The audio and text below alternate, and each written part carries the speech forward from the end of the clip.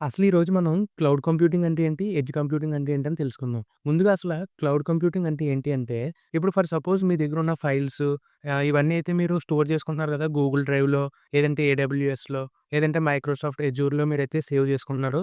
So, ఇది క్లౌడ్‌లో అయితే save అవుతున్నాయన్నమాట. So, దీన్ని ఒక క్లౌడ్ కంప్యూటింగ్ అని అయితే అనుకుందాం. సేమ్ ఎడ్జ్ కంప్యూటింగ్ అంటే ఏంటంటే, ఇప్పుడు మీరొక సెల్ఫ్ డ్రైవింగ్ కార్ అయితే కొన్నారు. సో, దానికి డేటా గాని, ఇన్ఫర్మేషన్ గాని ఎక్కడో ఉన్న సర్వర్స్ దగ్గర నుంచి వస్తే మనకైతే పనవ్వదు. సో, మనకు దగ్గర కొన్ని ఎక్విప్‌మెంట్స్ అయితే ఉండాలి. లైక్ సెన్సార్స్ అయితే ఉండాలి. లేదంటే ఏదైనా రూటర్స్ అయితే ఉండాలి. సో, దాని దగ్గర నుంచి మనకైతే ఇన్ఫర్మేషన్ రావాలి. ఎవరైనా అడ్డొస్తే బ్రేకెయ్యాలి ఇలాగని చెప్పి. సో, మీకు సింపుల్‌గా అర్థమయ్యేలా చెప్పాలి అంటే, ఈ క్లౌడ్ కంప్యూటింగ్ అనేది ఎక్కడో ఉంటదనమాట.